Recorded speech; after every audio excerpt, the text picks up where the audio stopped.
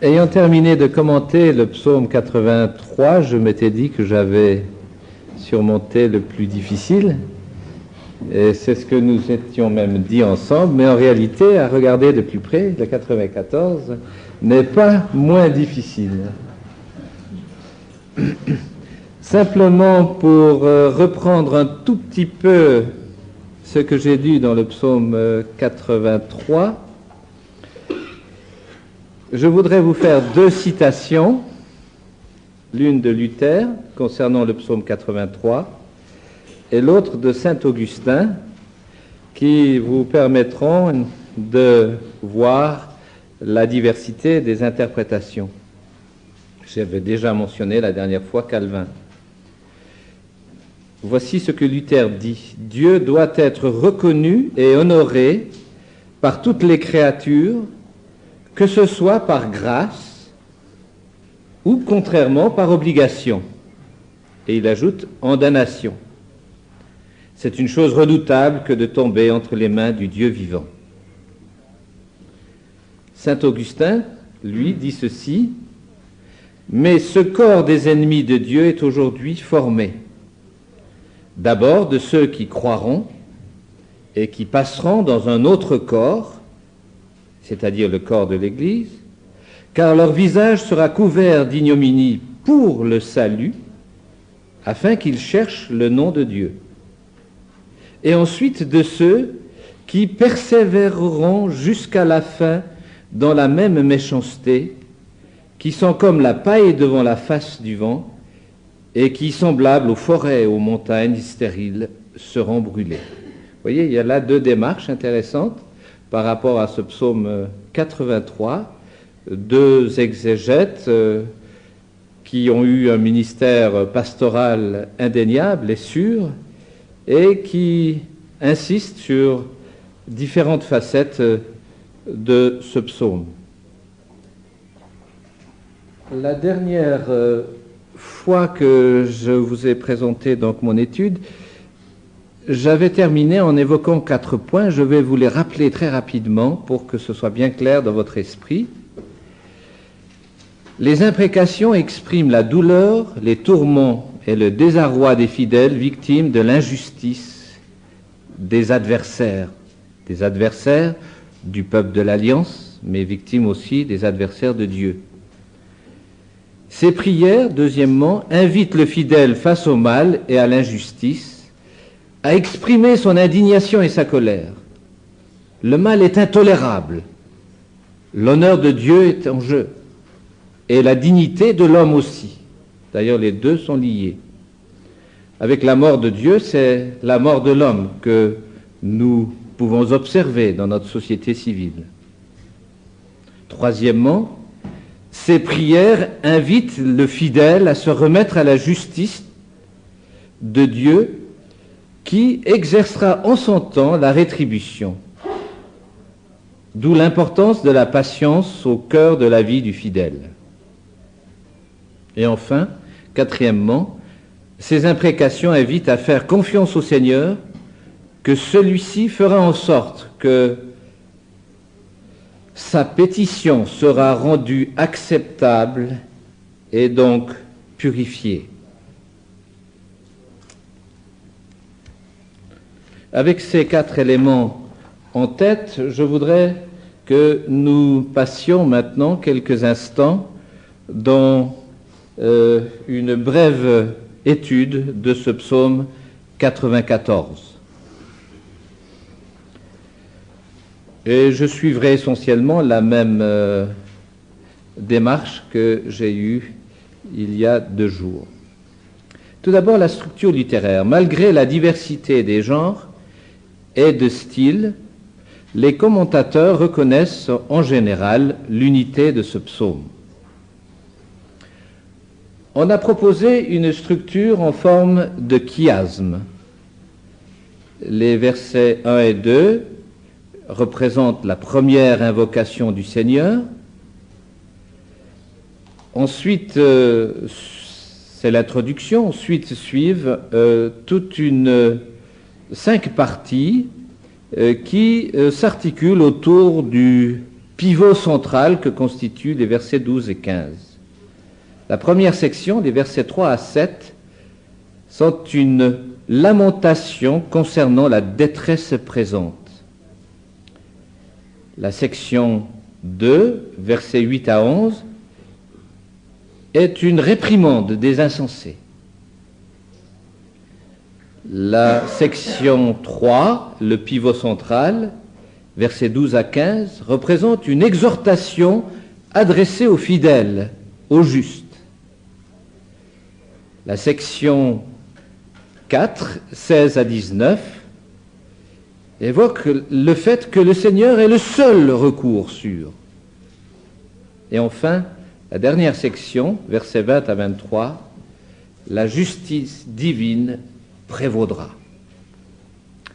Donc vous voyez que ce psaume est bien structuré.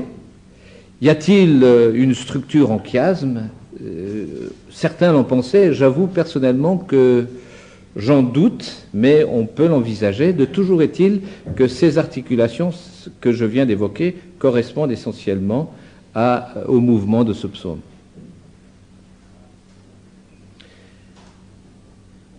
Alors, qu'en est-il du genre littéraire? Alors, je vous donnerai 3 points de vue qui sont représentatifs. Tout d'abord, le célèbre exégète allemand Hermann Gunkel a vu plusieurs genres dans ce psaume. Les versets 1 à 7 seraient une lamentation communautaire, les versets 8 à 11 un sermon pour ceux qui méprisent Dieu. Vous voyez qu'on prêchait même dans les psaumes. Versets 12 à 15, une bénédiction qui vise à encourager, c'est aussi une autre forme de prédication. Et versets 16 à 23, une lamentation individuelle. Donc Gunkel voit 2 lamentations, une communautaire, une individuelle, avec ces 2 parties exhortatives au milieu. Un exégète plus récent, Daoud, ne pense pas qu'il s'agit ici d'une lamentation, mais considère que c'est un psaume de reconnaissance. Vous voyez qu'on passe d'un extrême à l'autre. Les versets 1 et les versets 22 à 23 évoquent le passé, nous dit-il, et donc l'intervention de Dieu en faveur du psalmiste et de son peuple. Les versets intermédiaires contiennent cependant, nous dit-il, une lamentation individuelle et communautaire qui suscita d'ailleurs une réponse favorable de Dieu. En effet, Dieu devait délivrer ses fidèles de l'oppression de leurs adversaires corrompus. Le témoignage des psaumes de reconnaissance a un caractère didactique et exhortatif. Si vous lisez les psaumes de reconnaissance, vous verrez qu'il y a toujours un élément didactique et exhortatif. Son but est donc d'instruire et d'encourager le peuple. Donc on peut en effet envisager ce psaume de cette manière-là. Enfin, un troisième exégète, Tate, pense que ce psaume n'est pas un psaume de reconnaissance. Il évoque certes le passé, versets 17 à 19, mais se réfère au présent du fidèle qui le récite. La prière et la lamentation de la communauté trouvent une réponse dans les propos du fidèle, au verset 8 à 19 et au verset 20 à 23. La réponse étant la réprimande et l'exhortation et le fait que la justice de Dieu prévaudra. La clé du genre de ce psaume se trouve donc dans les versets 8 à 15 et 22 à 23, selon cet auteur. Ces versets s'offrent à nous comme une instruction à la fois communautaire et individuelle, dont le but est de fortifier la foi et la détermination de la communauté des croyants et de reprendre un groupe qui se réclame d'un athéisme pratique. Vous savez que l'athéisme pratique est fustigé à plusieurs reprises dans les psaumes, psaume 14 par exemple. Et il est très possible de croire en Dieu, mais dans la pratique d'être tout à fait athée ou agnostique. Et c'est ici ce que le psalmiste fustige. Ce psaume a donc une dimension sapientiale. Je vous rends attentif en particulier au macarisme que l'on retrouve au verset 12. Heureux l'homme, c'est typiquement révélateur d'une composition sapientiale. On le retrouve par exemple dans le psaume 1, verset 1. Ce cantique a aussi des éléments qui rappellent la royauté de Dieu. Il se trouve en bonne compagnie avec les psaumes 93, d'une part, et les psaumes 95 et 89, qui soulignent cet aspect de l'enseignement biblique, à savoir que Dieu est vraiment le roi qui règne sur la création, mais qui règne sur l'univers tout entier. Alors s'il y a eu une telle richesse dans les commentaires quant au genre de ce psaume, c'est précisément parce que je crois qu'il y a effectivement diversité de genre dans ce psaume. Et c'est d'ailleurs tout à fait conforme à la pratique, je dirais, de composition et littéraire d'Israël, que de mélanger des genres, que de mettre de la lamentation, puis ensuite d'ajouter une démarche sapientiale, et puis une exhortation, puis une instruction. Ça fait partie de la manière de fonctionner et d'agir. Nous avons tendance, nous, à toujours vouloir préciser, surtout lorsque nous avons été marqués par la formation classique, le genre, et de dire qu'il ne faut pas mélanger les genres. Eh bien ici, allègrement, le psalmiste mélange les genres, et parce qu'il a différentes choses à dire et qu'il veut les communiquer à son auditoire dans la diversité. Alors rapidement, qu'en est-il pour la date de la composition? Certains, bien évidemment, ont pensé à une date tardive, après l'exil, et aujourd'hui on constate qu'un certain nombre d'exégètes, même critiques, pensent qu'il faut plutôt le situer avant l'exil. C'est d'ailleurs toute une tendance qu'il y a dans la datation des psaumes de revenir à des positions plus traditionnelles, même parmi les critiques. Je n'en dis pas plus. Qu'en est-il du titre? Eh bien, vous avez constaté, ce psaume n'a pas de titre, tout au moins dans le texte massorétique. Parce que dans la Septante, il y en a un, Psalmos to David tetradi sabbaton, c'est-à-dire psaume de David pour le 4e jour de la semaine. Alors, que veut dire ce titre? Krauss pense que ce titre renvoie à une pratique de la communauté juive qui n'a pas grand rapport avec le sens original du psaume. Donc le problème est réglé. On peut constater qu'au psaume 92, vous avez un cantique pour le jour du sabbat. Donc peut-être que même ce titre-là porte aussi sur le psaume 94.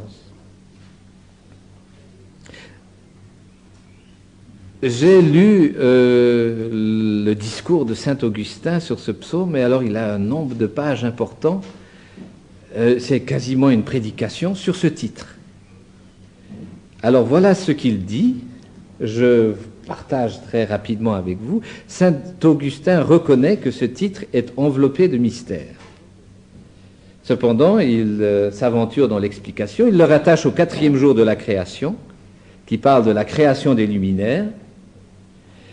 Et il en profite pour souligner qu'il ne faut pas prendre ces luminaires pour des divinités. Cependant, il ajoute, le fidèle est comparé à des luminaires, Philippiens 2, 14 et 16, qui brillent dans ce monde de ténèbres, parce qu'ils sont enracinés dans la parole de Dieu. Il porte ce titre, nous dit-il, et je cite, afin de nous apprendre à tolérer la félicité des méchants et les souffrances des bons. Alors, il rejoint tout à fait le sens du psaume ici, à savoir si le titre porte effectivement ce sens, c'est une autre question. Mais j'ai trouvé intéressant de voir comment, à partir d'un titre, saint Augustin rédige 5 ou 6 pages, juste sur le titre. Et c'est une magnifique prédication. Ça montre la nature de l'exégèse de cette époque, qui est très différente de celle de Calvin, qui va se soucier davantage du sens premier du texte, mais qui aboutira toujours au même résultat. Il s'agit d'exhorter le peuple de l'Alliance. Alors, quel est l'argument ou le message central de ce psaume? Je vais quand même vous donner une toute petite citation de Calvin pour l'illustrer. Et voici ce que dit Calvin au début de ce psaume. « Il implore le secours de Dieu contre les iniques et violents, lesquels opprimoient tyranniquement et cruellement les saints. Il n'y a de doute qu'il ne parle des offenseurs ou des oppresseurs domestiques, desquels la domination inique n'était pas moins moleste et ennuyeuse aux saints que toutes les injures que leur faisaient les gentils. » La dernière fois, nous avons donc eu les ennemis qui étaient les gentils. Cette fois-ci, ce sont les ennemis qui sont à l'intérieur du peuple. Vous savez, il y a deux combats à mener dans l'Église. Il y a le combat pour la progression de l'Évangile, c'est l'évangélisation. Et ce combat, nous en avons parlé puisque nous avons évoqué l'importance d'implanter de nouvelles églises. Or, pour implanter de nouvelles églises, il faut que l'Évangile fasse son œuvre. Et puis, il y a un autre combat qui est aussi important, et d'ailleurs qui est lié au premier combat, c'est pour que l'Église soit fidèle dans son ministère. C'est pour la fidélité intérieure de l'Église. Et ça, c'est aussi vital. Entre les deux combats, je pense que le deuxième est beaucoup plus douloureux. Parce qu'on peut s'attendre à des coups de la part des gentils qui n'ont pas de raison d'emblée d'être amis de l'Évangile ou d'être amis de Dieu. Par contre, lorsqu'on reçoit des coups à l'intérieur de l'Église, de la part de ceux qui se disent les frères en Jésus-Christ, c'est alors que le corps du Christ et le Christ lui-même doit souffrir encore plus. Parce que c'est, en apparence tout au moins, nous avons parlé des hypocrites, mais en apparence tout au moins, des frères qui font, qui portent atteinte au message de l'Évangile et au témoignage de l'Église. Saint Augustin, lui, présente l'argument un peu différemment. Il dit « Ce psaume nous enseigne à voir patiemment le juste dans la souffrance. Il nous enseigne également à supporter patiemment les fidèles des méchants. Il est tout entier une leçon de patience. » Vous voyez la différence d'accentuation. Mais il y a là une très grande complémentarité. Parce qu'effectivement, quand on lit ce psaume attentivement, et j'espère que vous le verrez, il y a aussi cet esprit, cette évocation de la justice de Dieu, qu'elle se manifeste parmi les hommes, au sein même de l'Église pour la rendre plus fidèle et plus conforme à sa volonté, mais il y a aussi cette invitation à la patience dans l'épreuve. Et il est vrai que lorsque nous connaissons l'épreuve, nous devenons tout à coup impatients, parce que nous ne supportons pas la souffrance, l'épreuve, l'opposition, le conflit. Et pourtant, Dieu nous invite ici à travers ce psaume, et comme le dit saint Augustin, à patienter, parce que Dieu est sûr d'intervenir. Il est fidèle à ses promesses, à ses engagements. Avec ces quelques réflexions générales, je voudrais maintenant regarder de plus près, et sans doute pas trop longuement, le contenu de ce psaume. Les versets 1 et 2 commencent par nous présenter le fidèle qui invoque une première fois le Seigneur. Dieu des vengeances, Seigneur, Dieu des vengeances, parais dans ta splendeur. Lève-toi, juge de la terre, pour rendre aux orgueilleux selon leurs œuvres. Pour rendre aux orgueilleux selon leurs œuvres. Alors il y a quelques termes qui méritent une brève explication. Il y a le mot vengeance qui apparaît ici 2 fois. Et évidemment, dans notre langue française, ce mot vengeance est très ambigu, parce qu'il peut évoquer soit une réalité positive ou négative. Ici, il s'agit bien évidemment de comprendre ce terme dans son usage positif. C'est l'idée de justice, de rétribution, de rendre justice. C'est cette justice que Dieu exerce qui manifeste sa victoire. C'est la justification que Dieu lui-même peut apporter, soit défensive, en protégeant les siens, soit punitive, en prononçant et en exécutant son châtiment.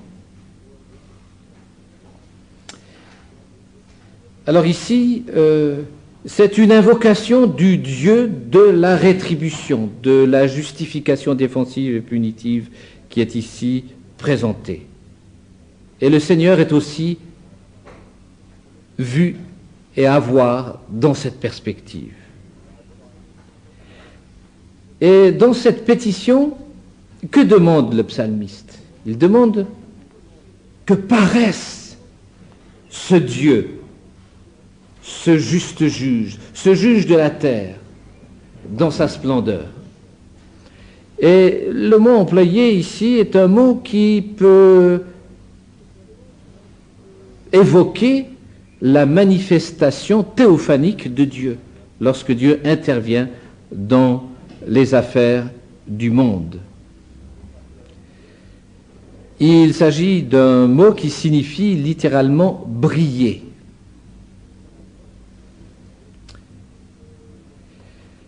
Ici, nous pouvons le lire soit comme un ifil parfait, fait briller, ou comme un impératif. Brille, brille, brille parmi les hommes. Manifeste-toi, parais dans ta splendeur. Qu'enfin ton peuple soit libéré et puisse témoigner de ta sollicitude, de ta victoire. Dans le psaume 80, verset 2, nous lisons « Toi qui sièges entre les chérubins, parais dans ta splendeur, brille ». C'est le même verbe, c'est la même invocation.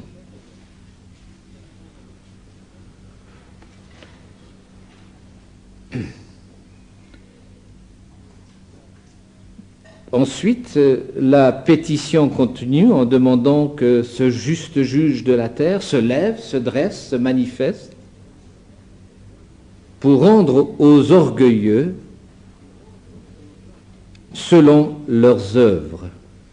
Pour rendre aux orgueilleux selon leurs œuvres. Alors ici, on pourrait traduire « Lève-toi, juge de la terre, fais revenir la rétribution, fais revenir la rétribution sur les orgueilleux. »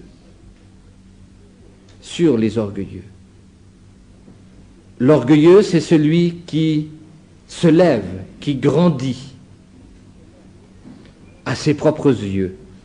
Vous voyez, il y a un contraste ici entre le Dieu qui se lève et l'orgueilleux qui aussi se lève face à Dieu et parmi les hommes. Et en fait, ici, ce que le psalmiste demande, c'est que cet homme, tout empli d'arrogance et d'orgueil, soit abaissé. Et nous verrons que par la suite, c'est le sens de cette prière qui va être illustré. Lève-toi, juge de la terre, fais revenir la rétribution sur les orgueilleux. Nous renvoie aussi au Proverbe 12-14 qui dit que chacun reçoit selon l'œuvre de ses mains. Le fidèle demande dans ces deux premiers versets à Dieu qu'il exerce son jugement en fonction des actions des orgueilleux. Qu'il y ait corrélation entre les œuvres mauvaises et le jugement. Il en appelle à la fidélité de Dieu afin qu'elle se manifeste dans l'exercice de sa justice. Notez ici la nature du jugement rétributif de Dieu. On pourrait dire que c'est selon le principe de la causalité, c'est-à-dire en fonction de la démarche de l'infidèle. Et c'est là que nous voyons que même ici, nous sommes dans le contexte de l'alliance et des sanctions de l'alliance. En fait, Dieu exerce son jugement de deux manières. Premièrement, il exerce son jugement dans le cours de l'histoire de notre vie, individuelle ou collective, en fonction des choix que nous faisons. Il y a, je dirais, ce que j'appelle ici le principe de causalité. Si nous agissons d'une certaine manière, comme Dieu est souverain aussi sur l'histoire et sur notre vie, cela va produire des conséquences particulières, nécessairement. Il y a aussi un jugement plus direct et plus spécial, où Dieu intervient spécifiquement dans l'histoire des hommes pour exercer son jugement. C'est ce double jugement, ici, me semble-t-il, que le psalmiste demande. Il le demande dans un souci de l'honneur de Dieu et de la délivrance du peuple de l'Alliance. Ce premier cri, cette première prière correspond à la prière que nous avons vue la dernière fois au psaume 83. Le psaume 83 commence à peu près de la même manière, mais dans un langage un peu différent. Ensuite, suit ce que j'ai intitulé la lamentation concernant la détresse du peuple, les versets 3 à 7. Je vais vous les lire. « Jusqu'à quand les méchants, ô Seigneur, jusqu'à quand les méchants exulteront-ils ? Ils discourent, ils parlent avec insolence. Tous ceux qui commettent l'injustice se consultent. » On pourrait aussi traduire ici, ils étalent leurs œuvres iniques. Seigneur, ils écrasent ton peuple, ils humilient ton héritage, ils tuent la veuve et l'étranger, ils assassinent les orphelins, et ils disent, le Seigneur ne voit pas, le Dieu de Jacob ne fait pas attention. On comprend la détresse et le cri et la prière de ce psalmiste lorsqu'on lit ces quelques versets.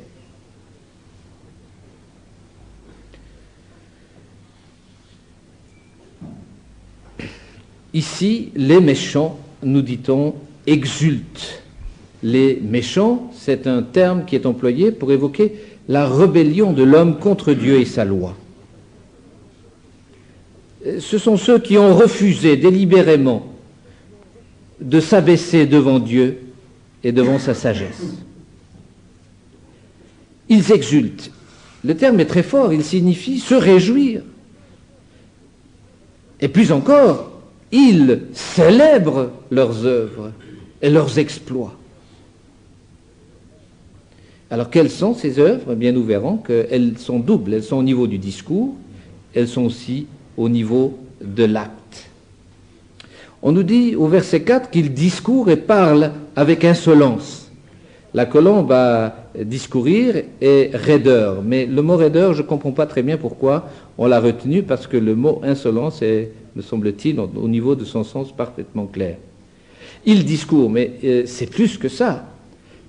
Ils font jaillir de leur bouche des paroles d'insolence. Ils font jaillir, ils parlent avec insolence.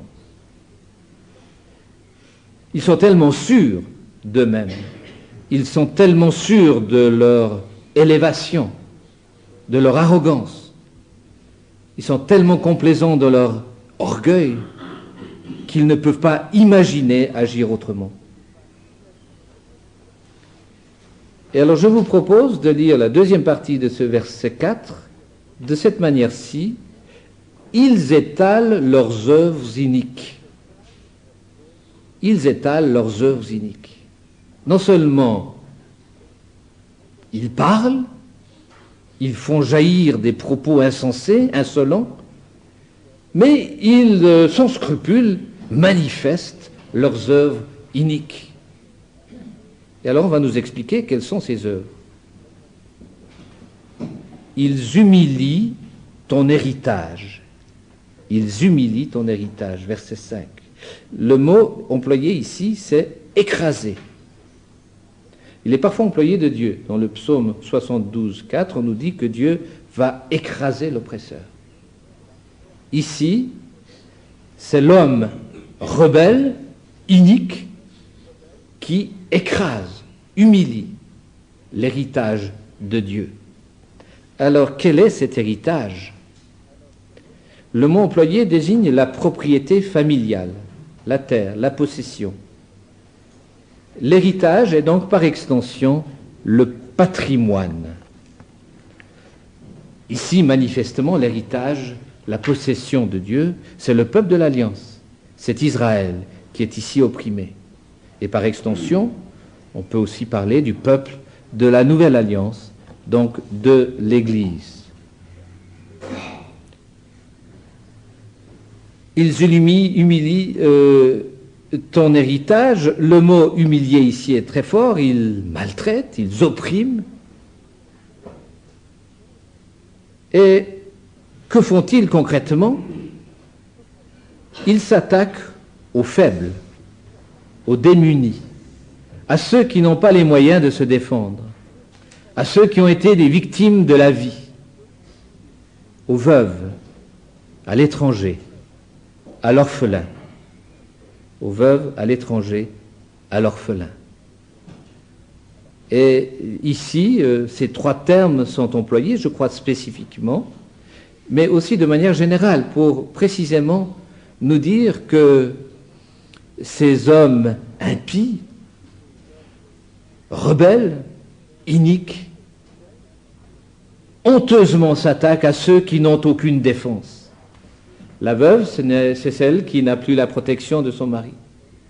L'étranger, c'est celui qui se trouve en situation de faiblesse nécessairement dans le territoire où il habite. Quant aux orphelins, vous savez, ils n'ont pas de parents.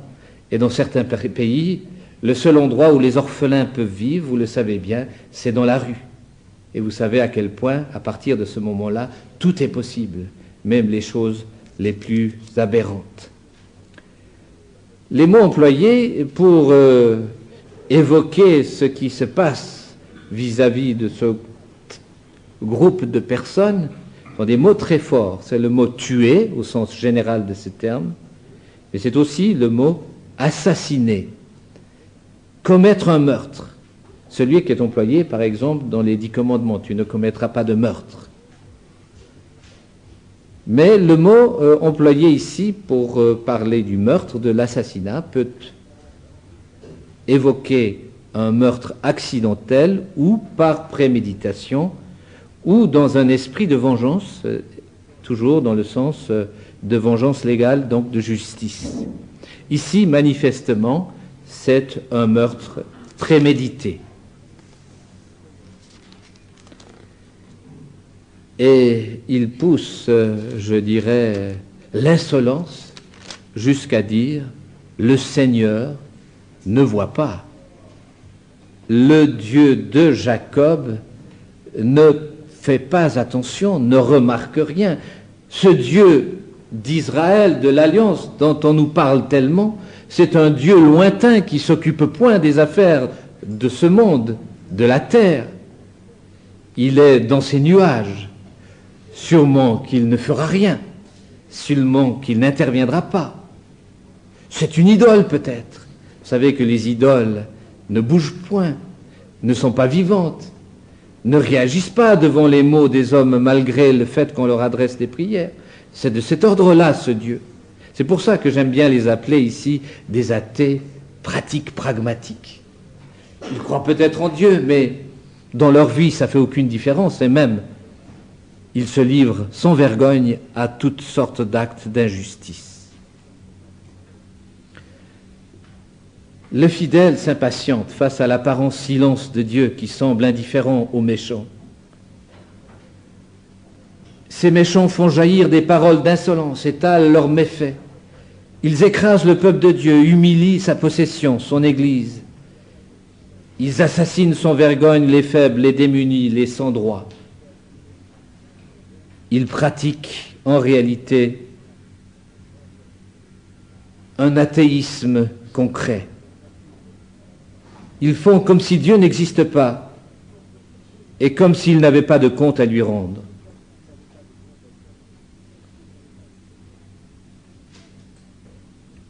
Voilà quels sont les ennemis du peuple de l'Alliance.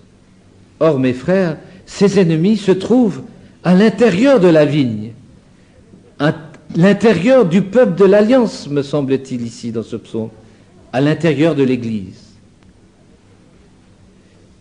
C'est pour cela que nous allons maintenant passer dans la troisième partie de ce psaume, les versets 8 à 11, qui est la réprimande des insensés. Et nous avons là un bijou de littérature sapientiale. Faites attention, stupides gens. Insensés, quand aurez-vous le bon sens? Celui qui plante l'oreille n'entendrait-il pas? Celui qui a formé l'œil ne regarderait-il pas? Celui qui corrige les nations ne réprimanderait-il pas? Lui qui enseigne la connaissance aux humains? L'Éternel connaît les pensées des humains. Elles sont vaines. Tout le vocabulaire de ce passage est tiré de la littérature ou du genre sapiential. Les méchants deviennent les stupides gens, les insensés. Et il y a là, dans ce texte, un extraordinaire bon sens. Je crois que si, dans la vie de nos églises, nous étions plus attentifs au message de la littérature sapientiale, il y aurait sans doute beaucoup moins de problèmes. La littérature sapientiale nous apprend le bon sens. Et le bon sens, où le trouvons-nous? Dans notre confrontation avec la réalité de tous les jours. Dans notre confrontation avec la révélation générale de Dieu. Que ce soit dans notre vie, que ce soit dans la vie de nos cités, que ce soit dans la vie et dans l'histoire de nos communautés ou de nos pays. C'est dans cette confrontation avec la réalité. Dieu nous parle aussi par ce biais-là. Et il nous appelle à la réflexion et à l'intelligence et au bon sens. Alors certes, nous avons besoin de la correction de la parole de Dieu. Et nous avons besoin de la correction du Saint-Esprit par le biais de la parole de Dieu. Parce que le Saint-Esprit agit en liaison avec la parole de Dieu. Mais Dieu nous invite à réfléchir. Et Dieu nous invite au bon sens. Et ici, le psalmiste nous donne une belle leçon de bon sens. D'abord, il y a un avertissement. Faites attention, stupides gens. Ici, le mot employé est un mot qu'on pourrait aussi traduire « faites attention, abrutis ».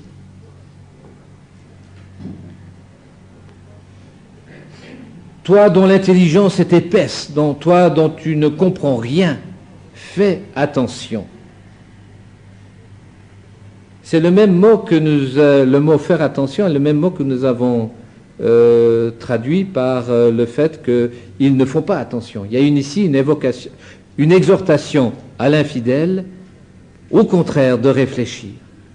Et le mot insensé est un mot classique pour celui qui est stupide, qui est obtus, qui ne veut rien comprendre, qui voit le monde sans comprendre ce qui se passe. Et le bon sens ici, c'est cette attitude qui consiste à être attentif. Et parce qu'on est attentif, on commence à comprendre. Et parce qu'on comprend, on devient quelque peu intelligent. Être intelligent implique la considération et la compréhension des circonstances. Je pense que c'est très important aussi dans notre travail d'évangélisation. Comprendre le terrain dans lequel on travaille, le bien comprendre, bien saisir le milieu dans lequel on fonctionne. et ensuite faire résonner cette parole afin que les hommes et les femmes puissent comprendre le message. C'est là tout le sens de l'apologétique, comme une démarche d'évangélisation. Et puis il y a cette phrase, celui qui a planté l'oreille n'entendrait-il pas? Celui qui a planté l'oreille, quelle belle image. Celui qui a formé l'œil ne regarderait-il pas? Lui, le Créateur, il serait indifférent? Il serait indifférent à la misère des hommes, à leur souffrance, à leur détresse, à l'iniquité qui est commise contre ses fidèles? Évidemment, la réponse est non. Il n'est pas indifférent. Cette parole est adressée aux insensés pour dire attention, ne vous méprenez pas. Dieu a l'air de ne rien dire, mais vous ne savez pas à qui vous avez affaire. C'est le Créateur, c'est le Dieu vivant, ce n'est pas une idole, ce n'est pas un Dieu lointain, c'est celui qui s'occupe de son héritage. Celui qui corrige les nations ne réprimanderait-il pas? Encore deux termes de la sapiens. Celui qui corrige par l'instruction, par l'argumentation, peut-être aussi par le bâton, mais d'abord par l'argumentation, d'abord par l'instruction, d'abord par la confrontation, d'abord par cet engagement dans le combat de la parole. Et peut-être, parce qu'il le faut bien, parce que nous sommes si durs de cœur et d'esprit, par le bâton. Mais c'est seulement en deuxième lieu. D'ailleurs, si vous prenez le mot qui est employé et que vous le lisez dans le Proverbe, vous verrez que la plupart du temps, c'est justement dans cette confrontation, dans cette pédagogie dans laquelle le sage est appelé à entrer pour faire avancer ses enfants, pour faire avancer la communauté des croyants. Celui qui corrige les nations ne réprimanderait-il pas? Évidemment, les nations, nous l'avons vu, il le corrige dans le psaume 83. Lui qui enseigne la connaissance aux humains, n'interviendrait-il pas? Ici, le mot connaissance, c'est un mot qui est synonyme de sagesse. Lui qui enseigne la sagesse aux humains. Alors, bien sûr, il l'enseigne par le biais de la révélation générale, mais bien évidemment, il l'enseigne aussi par le biais de la révélation spéciale. Oui, ce Dieu-là, qui apparemment est drapé dans son silence, connaît les pensées des humains, connaît les pensées des humains, elles sont vaines. Connaît les pensées des humains, elles sont vaines, elles n'ont pas de poids. Et le mot qui est employé ici pour penser est un mot qui signifie dessein, intention. Genèse 6,5, nous lisons, chaque jour son cœur ne concevait que des pensées mauvaises. Ésaïe 59,7, leurs pensées sont des pensées d'injustice. Michée 4,12, les nations ne connaissent pas les pensées du Seigneur, elles ne comprennent pas ses desseins. Vous voyez qu'il peut y avoir un sens à la fois positif et négatif. Ici, il s'agit des desseins et des intentions malveillants des hommes. Or, ces desseins des arrogants sont vanité. Et c'est le mot qui est employé dans l'Ecclésiaste. Et vous savez bien que ce mot est un mot très fort. C'est un mot qui signifie littéralement buée, fumée, vapeur, vent. Ce n'est vraiment rien aux yeux de Dieu. Et c'est justement le problème de l'Ecclésiaste. C'est que si vous demeurez sous le soleil et que vous engagez vos travaux sous le soleil, c'est-à-dire dans un horizon fermé, sans l'apport de la révélation spéciale, eh bien, quels que soient vos exploits, aux yeux de Dieu, ils ne peuvent pas apporter le sens, la raison d'être de l'existence. Ils ne sont que vanité et vapeur. Voyez que l'avertissement est terrible. Peut-être c'est un passage que nous devrions, je dirais, prêcher dans nos églises parfois, ces versets 8 à 11. Il y aurait de quoi faire réfléchir et progresser le peuple de Dieu.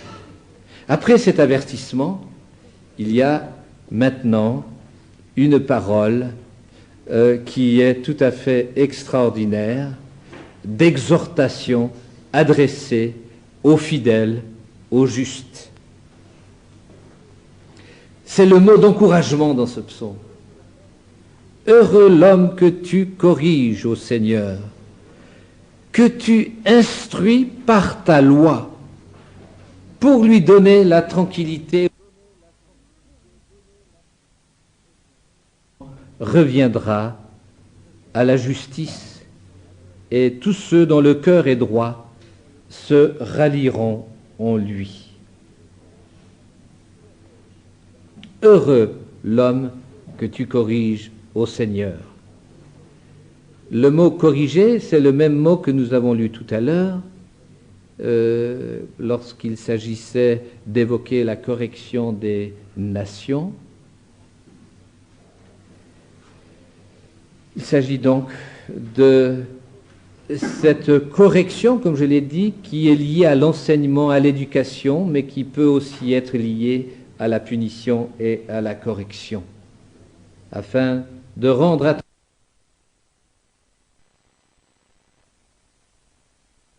pas seulement de l'espoir, mais de l'espérance. Il y a un avenir, parce que Dieu corrige ceux qu'il aime.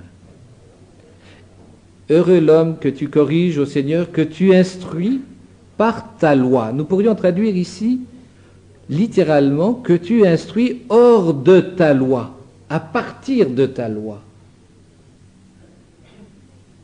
Le fondement de toute instruction et de toute progression dans la vie chrétienne est lié inévitablement à l'instruction, à l'éducation chrétienne qui plonge ses racines dans la loi même de Dieu. Ça a été d'ailleurs une des grandes forces, ne l'oublions jamais, de la réforme, que de l'instruction basée sur la parole de Dieu.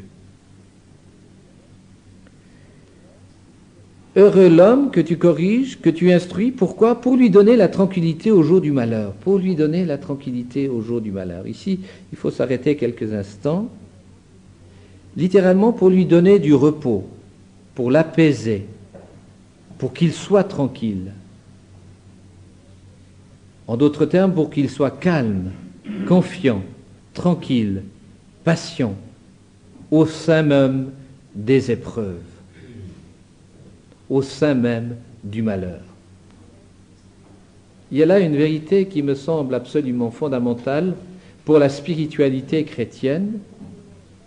Dieu ne nous demande pas de sortir du monde et des malheurs. Il nous demande de recevoir sa grâce au sein même du malheur, de la détresse, de l'oppression. Et de ne pas paniquer, mais de demeurer tranquille, calme et confiant, que Dieu aura quand même le dernier mot. Et puis il y a cette deuxième partie qui doit nous faire aussi réfléchir, jusqu'à ce que le gouffre, mais ici on peut traduire, jusqu'à ce que la tombe soit creusée pour le méchant. Jusqu'à ce que la tombe soit creusée pour le méchant. Qu'il est redoutable de tomber entre les mains du Dieu vivant. Car celui qui ne fait pas de poids devant lui, celui qui refuse sa grâce, rejette sa justification, la destruction l'attend. Ici, il n'y a pas de clause explicative qui exprimerait une autre finalité, c'est le gouffre, c'est la tombe, creusée, préparée pour le méchant, pour le rebelle. Et puis, ces versets qui sont là aussi pour nous encourager. Pourquoi? Pourquoi est-il heureux? Car le Seigneur ne délaisse pas son peuple, il n'abandonne pas son héritage, il ne délaisse pas son peuple, il n'abandonne pas son héritage, il ne laisse pas son héritage. Si l'homme délaisse souvent Dieu, nous le voyons tout au long de l'Écriture, Deutéronome 32,15 par exemple, le Seigneur, lui, n'abandonne pas le peuple de l'Alliance, qui persévère dans son instruction, qui reçoit sa correction et qui goûte de sa tranquillité et de sa paix.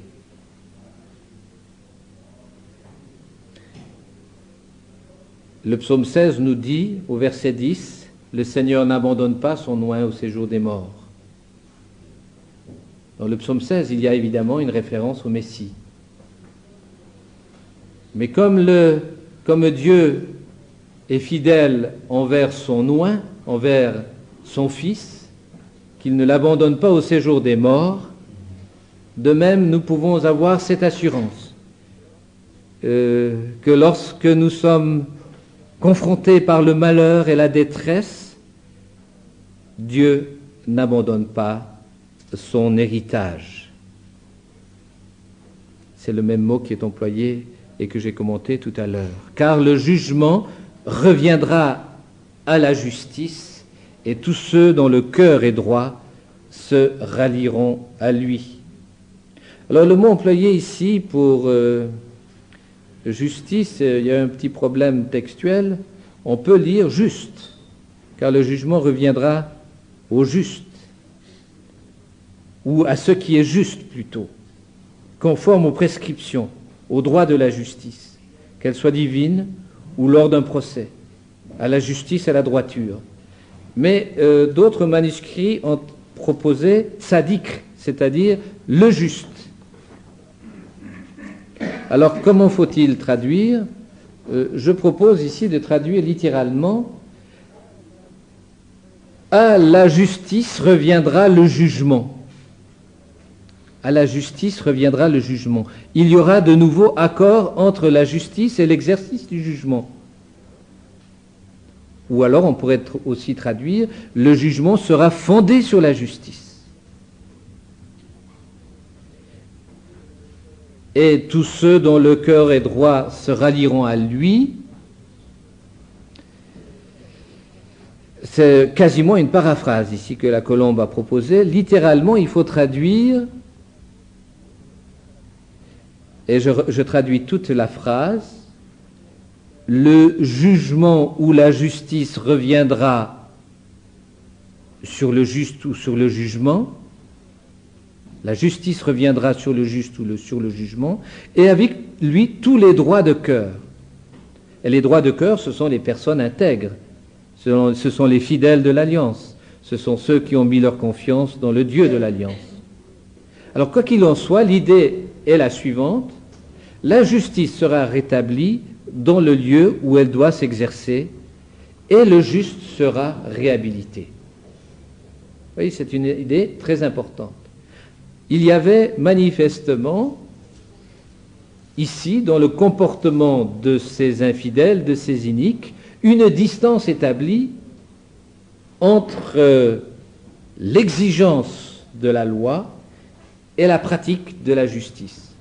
Sans doute y a-t-il atteinte au droit. Sans doute y a-t-il atteinte à la justice. Et ici, le Seigneur nous dit, bien non, cette situation anormale ne va pas durer. Un jour, il y aura de nouveau accord entre la justice et l'exercice du jugement. Un jour, les choses seront rétablies. Ce n'est pas simplement que je vais vous apporter un confort au niveau de la piété, de la spiritualité, mais il y aura un jour où les comptes seront rendus comme il faut. Le psalmiste déclare ici heureux, béni, bon, celui que le Seigneur éduque, instruit, qu'il instruit en particulier à partir de la loi. Proverbe 3 nous dit, par exemple, au verset 13, heureux l'homme qui trouve la sagesse et l'homme qui devient raisonnable. Cette instruction est aussi apparentée à la correction. Job 5, 17 dit, heureux l'homme que Dieu reprend, ne refuse pas la correction du Tout-Puissant. Ce sont les mêmes verbes qui sont employés.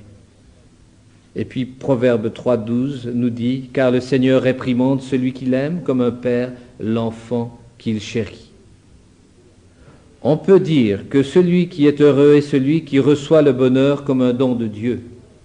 C'est celui qui répond par la confiance à la correction et à l'instruction du Seigneur. Le psalmiste invite le fidèle, lorsque le malheur s'abat sur lui, à faire confiance au Seigneur.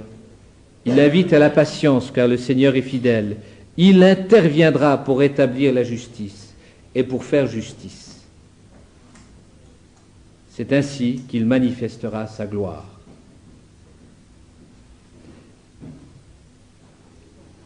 Ici, et j'ajoute ceci en passant simplement, pour ceux qui sont préoccupés par la justice, il y aurait toute une réflexion à entreprendre sur l'exercice de la justice dans la cité des hommes et son fondement.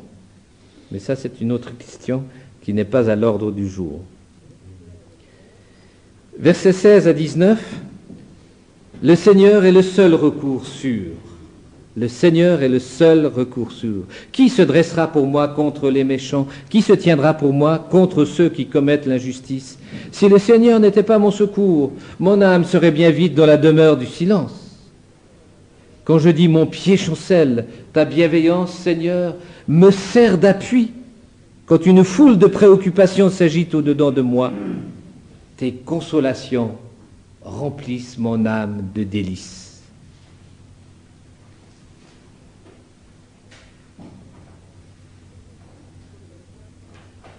Qui se dressera pour moi contre les méchants?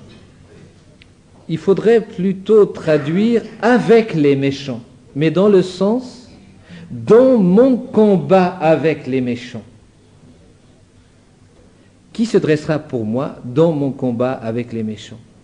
Qui se tiendra pour moi dans mon combat avec ceux qui commettent l'injustice? Le fidèle est aux prises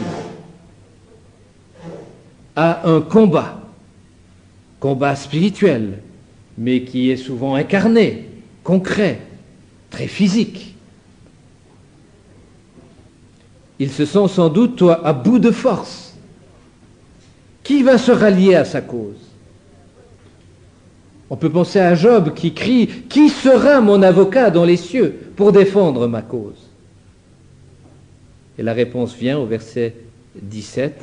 « Si le Seigneur n'était pas mon secours, mon aide, mon âme serait bien vite dans la demeure du silence. » Et la demeure du silence ici, c'est la tombe. C'est rien d'autre que la tombe. S'en serait fait de lui. Or, il y en a un qui est allé jusque dans la tombe pour notre salut. Il y en a un seul qui pouvait le faire. Mon âme serait bien vite dans la demeure du silence. Notez le caractère personnel de cette partie du psaume. Quand je dis « mon pied chancelle »,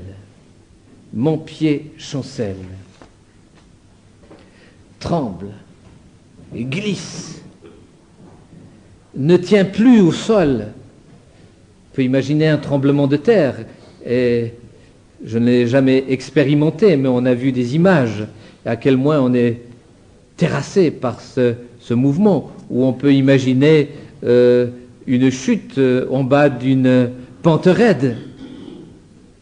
Que dit le fidèle ici? Quand mon pied chancelle, ta bienveillance éternelle me sert d'appui. Ici, c'est la bienveillante loyauté. C'est cette bienveillance qui entre dans la démarche alliantielle de Dieu. C'est cette bienveillance qui est l'expression de sa loyauté envers nous. Eh bien, ta bienveillante loyauté me sert d'appui, c'est-à-dire me soutient, m'empêche de tomber, de trébucher sur la route, me relève lorsque je chute. Quand une foule de préoccupations s'agite au-dedans de moi, tes consolations remplissent mon âme de délices. Alors ici aussi, vous avez un mot intéressant, c'est le mot préoccupation. Littéralement, ce sont les pensées troublantes. Ce sont les pensées agitées qui traversent notre esprit. Ce sont les pensées inquiètes que l'on peut connaître au sein même de notre cœur et de notre vie lorsque nous sommes effectivement aux prises avec le combat de la foi, le combat spirituel, la résistance aux adversaires. Et vous savez, comme ces préoccupations, ces pensées troublées, inquiètes, agitées, nous tenaillent, nous dévorent parfois intérieurement, au-dedans de nous. Eh bien, même à ces moments-là, le psalmiste a confiance. Pourquoi? Parce que ces consolations remplissent mon âme de délices. Les consolations de Dieu sont très bien évoquées dans Ésaïe 66, verset 11. Je vous lis ce passage.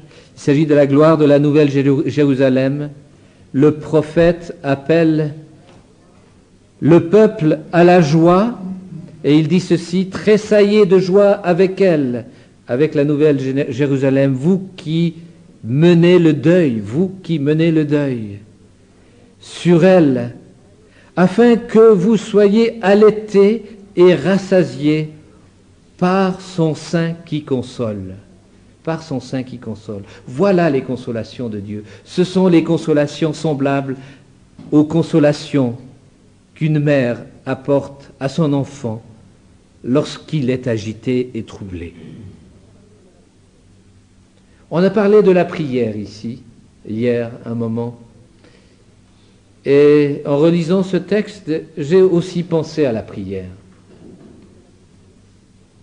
On a posé la question: qui prie la nuit? Vous avez certainement fait l'expérience de ces pensées qui vous tenaillent, qui vous agitent, qui vous troublent la nuit, le matin tôt ou tard le soir, que vous ne pouvez pas vous endormir. Eh bien, c'est un moment pour prier. C'est un moment pour déverser votre cœur au pied de la croix. Car Dieu peut compatir, il compatit. Et non seulement il compatit, il console. Et il peut alors remplir nos âmes de délices. Ici, littéralement, il faut traduire: les consolations font plaisir à mon âme. Les consolations font plaisir, ils apportent un délice, un bonheur à mon âme, à mon être intérieur, à ma personne. Et je peux ensuite me relever et m'attaquer à une nouvelle journée. Le ton dans ce verset devient très personnel. Mais le registre demeure général, donc il peut s'adresser à tous. Face au danger mortel, le fidèle a fait l'expérience de la délivrance, du secours de Dieu qui s'oppose à la menace et à l'agressivité de l'adversaire. Il a fait l'expérience du soutien de Dieu, du soutien bienveillant de Dieu lorsque le sable fuit sur ses pieds. Et il a vécu aussi la réalité de son réconfort lorsque la pensée inquiète et les préoccupations envahissent son cœur. Et l'apaisement étant revenu, le psalmiste finit ce psaume en évoquant sa confiance que la justice divine prévaudra. Et il revient aux malfaiteurs qu'il avait laissés pendant tout un temps pour de nouveau les interroger. Ont-ils partie liée avec toi, les magistrats du malheur? Littéralement, ce sont ici il faudrait traduire le siège du malheur, les sièges du crime. C'est une métonymie pour évoquer les chefs iniques, les magistrats du malheur, qui façonnent l'oppression à l'aide du code, qui façonnent l'oppression à l'aide du code. L'oppression, la peine, la douleur, le malheur. Ici, celui qui forme le malheur par le décret, par le code, par la loi. Au lieu de rendre la justice, la loi devient source de malheur. C'est terrible cela, quand cela arrive. Chaque fois dans l'histoire de l'humanité, lorsque cela est arrivé, ça a été un temps de décadence et de ruine certaine. Et peut-être nous en sommes encore une fois arrivés à un moment comme celui-là. Il s'attroupe contre la vie du juste. Il condamne le sang innocent. Il s'attroupe, ou ils assaillent, on peut aussi traduire, ils assaillent la vie du juste. Vous voyez, ils en veulent à sa vie, à ce juste, à celui qui est justifié, à celui qui est intègre, à celui qui manifeste dans sa vie les fruits de la grâce de Dieu qui a été opérante dans son cœur. Il condamne le sang innocent. Il condamne le sang innocent. Alors c'est très fort ici. Il traite en coupable le sang innocent. Il traite en coupable le sang innocent. Je ne résiste pas à vous lire rapidement ce que saint Augustin dit sur l'innocent, ou plus précisément sur l'innocence. Dieu nous enseigne donc que l'innocence consiste à ne pas faire le mal, non pas par crainte du châtiment, mais par amour pour la justice. C'est par cette conduite que celui qui ne fait pas le mal est vraiment libre et innocent. Bien sûr, l'innocent est celui qui a revêtu la justice de Dieu, parce qu'aucun d'entre nous ne peut ainsi être innocent, aucun d'entre nous ne peut pratiquer la justice par simple amour pour elle. Mais il est vrai que Jésus-Christ nous apprend à le faire et nous donne les moyens à le faire. Il condamne, il rend, il traite en coupable l'innocent. C'est effrayant quand on y pense. Et ça a été un des thèmes de tout le prophétisme biblique, vous le savez. C'est de défendre la cause de l'innocent, de celui qui est accusé injustement. Puis le fidèle continue, « Le Seigneur est ma forteresse, mon Dieu est le rocher de mon refuge. » Et là, vous avez évidemment des termes qui sont d'une importance capitale. Le rocher, c'est la métaphore de Dieu, lieu de refuge. Le psaume 18:3 nous dit « Je t'aime, Seigneur, ma force, Seigneur, mon roc, ma forteresse, mon libérateur, mon Dieu, mon rocher, où je me réfugie. » Le refuge, c'est encore le lieu où l'on peut trouver protection, où l'on peut reprendre des forces, où on peut retrouver renouvellement. Dans le psaume 14:6, le Seigneur est le refuge du malheureux, qui est l'objet de vexation et de persécution. C'est un commentaire ici de notre psaume.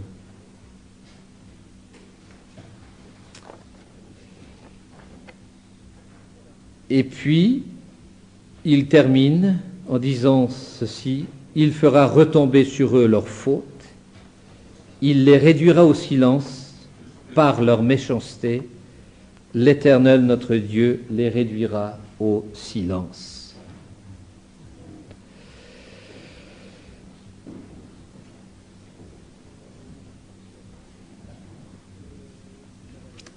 Ici, vous avez évidemment la reprise de ce que nous avons évoqué tout à l'heure, c'est-à-dire que justice, rétribution sera manifestée en son temps.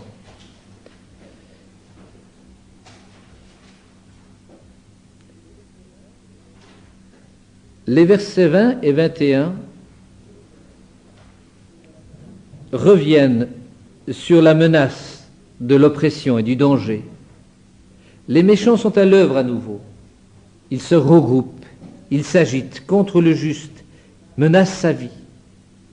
Ils déclarent l'innocent coupable et ils s'appuient sur des décrets, des prescriptions oppressifs et injustes. Cependant, au verset 22, le fidèle a confiance. la protection et le réconfort divin va continuer. Le Seigneur sera et est sa forteresse où il peut trouver refuge et sécurité. Plus encore, ce Seigneur va faire se retourner le péché des malfaiteurs sur eux-mêmes et ils seront détruits. C'est de nouveau le principe de causalité dans le jugement qui est à l'œuvre. Le fidèle s'identifie avec le peuple. Dieu récompense le méchant comme le juste. Le Seigneur de l'univers, lui qui reprend les nations, ne peut tolérer l'arrogance hautaine des méchants. Et leur siège des iniquités, c'est-à-dire leurs magistrats iniques, seront anéantis. Le psaume 10 nous dit « Celui qui aime l'iniquité est son âme », parce qu'il prépare sa tombe.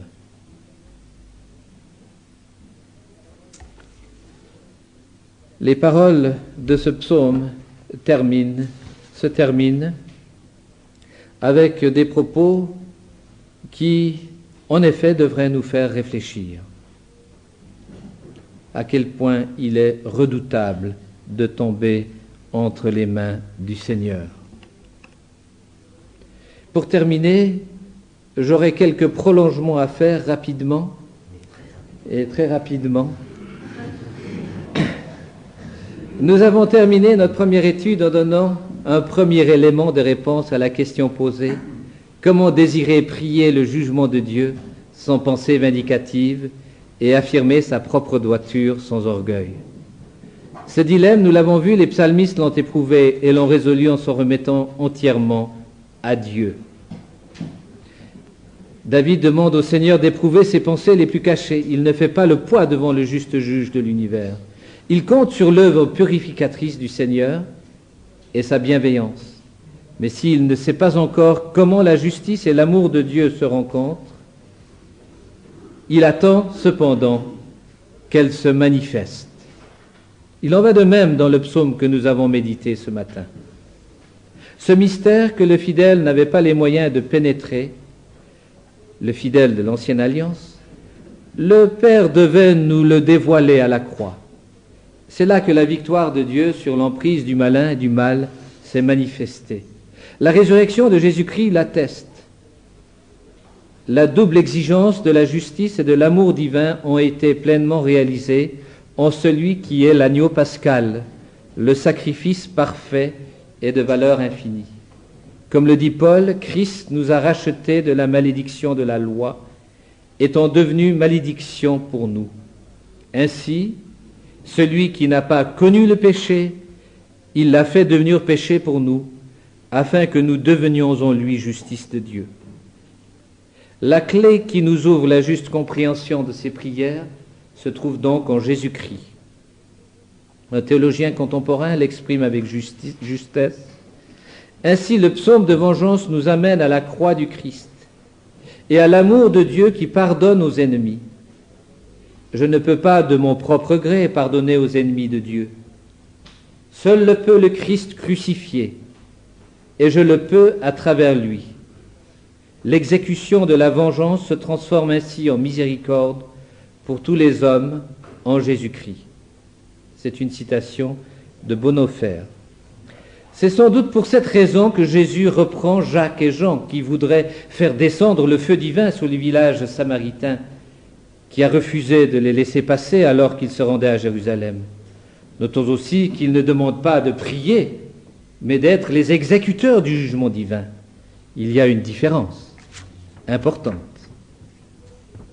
Cependant, quiconque s'oppose à la croix du Christ, au Christ vivant, à son peuple l'Église, doit subir la vengeance de Dieu, doit porter la malédiction de Dieu ici-bas ou dans l'autre monde.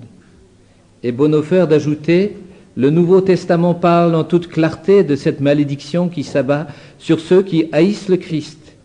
Et sur ce plan, il ne se distingue en rien de l'Ancien. C'est pour cela que les psaumes imprécatoires ont été spiritualisés et que l'interlocuteur, l'individu ou le peuple entouré par des ennemis ont été considérés comme le prototype du Christ et de ses adversaires. N'oublions pas que dans les chants du serviteur, à un endroit, Israël, c'est le Christ, c'est pas l'Église. Saint Augustin, dans son discours, par exemple sur le psaume 83, parle d'emblée du Christ et de ses ennemis. Mais il nous faut ajouter que les psaumes imprécatoires sont cités à plusieurs reprises dans le Nouveau Testament. Le psaume 69, dont la tonalité fait trembler tellement ces paroles sont fortes, et elles sont beaucoup plus fortes que celles que je vous ai lues dans ces deux études, est cité 5 fois. Je ne vais pas vous citer tous les passages, mais en particulier, il est cité par rapport à l'endurcissement d'Israël et par rapport à l'endurcissement de Juda. De même, le psaume 109 est cité dans la même perspective. Les apôtres eux-mêmes prononcent des paroles imprécatoires. Pierre contre Simon le magicien, mais cette parole a quand même pour finalité de provoquer la repentance. Nous ne savons pas si Simon s'est repenti. Paul contre ceux qui annoncent un autre évangile, Paul contre Alexandre le forgeron, Paul contre ceux qui n'aiment pas le Seigneur. Que toutes ces personnes soient sous la malédiction divine. C'est une chose redoutable que de tomber entre les mains du Seigneur lorsqu'on s'est détourné de sa grâce. N'oublions pas, le Christ rédempteur est aussi le Christ Seigneur et juge. C'est donc bien à la lumière de l'œuvre que Christ a accomplie à la croix et dans l'attente de sa venue en gloire que nous pouvons et devons prier ces psaumes. Laissons la parole une dernière fois à Paul afin de nous nouer la gerbe de cette étude. Et je cite ce passage dans Romains 12. « Ne vous vengez pas vous-même, mes bien-aimés, mais laissez agir la colère de Dieu, car il est écrit à moi la vengeance. C'est moi qui rétribuerai, dit le Seigneur. Mais si ton ennemi a faim, donne-lui à manger. S'il a soif, donne-lui à boire, car ce faisant, tu amasseras des chardons ardents sur sa tête, à comprendre s'il ne se repent pas. Ne te laisse pas vaincre par le mal, mais sois vainqueur du bien ou du mal par le bien. » Je vous remercie.